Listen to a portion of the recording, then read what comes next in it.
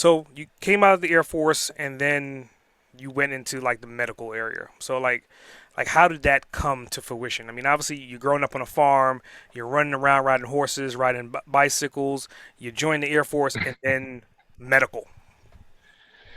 Yeah, so it's what I did in the military, and it's all I knew to do. When I came out, I had no idea what career path I was going to take, and so I came out as a licensed pharmacy tech, Hmm. and when a purchasing job opened up, then I jumped at the opportunity because that was my background and what I was trained to do in the military. So I got a job with a long-term care pharmacy where we supplied drugs and supplies to nursing homes all over the southeast corner of St. Louis, Missouri.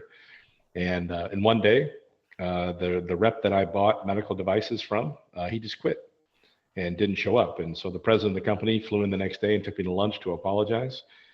Told me he thought I had a great personality and thought that I could actually do this job. And so 30 days later, he put me into a sales position, which I had never done in my life. Did no idea that it was a potential career.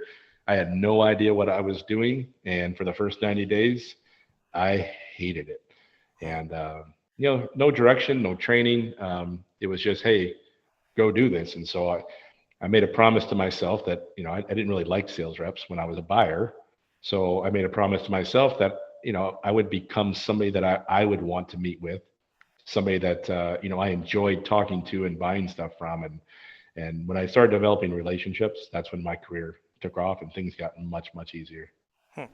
So do you think that you were a direct influence on your brothers? Because I mean, obviously, one your brother is a hell of a salesman. So I mean, who was the salesman first, you or him? Yeah, so I definitely was a salesman first, and there a lot of stories of Donnie and I, growing up in that era, I had tried to talk him into because I had told everybody that I talked to, right? Donnie has a bigger personality than I'll ever have. Loud, proud, in your face, knows his stuff. And I told him a long time ago that this is where he needs to get into. But you just don't walk into a door and say, "Hey, I want to be a sales rep," right? I mean, there's got to be an opportunity.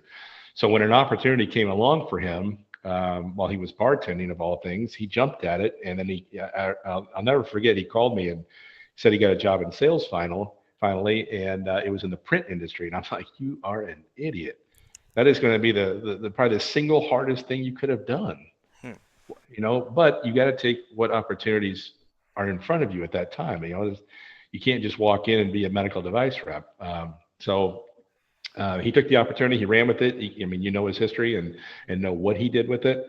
And I think that's an attribution to all three of us. I mean, if you gave any of us a job as a janitor at any company, we'd be the number one janitor in that company by the end of the first 30 days, employee of the month, and probably getting promoted and working our way up the company ladder.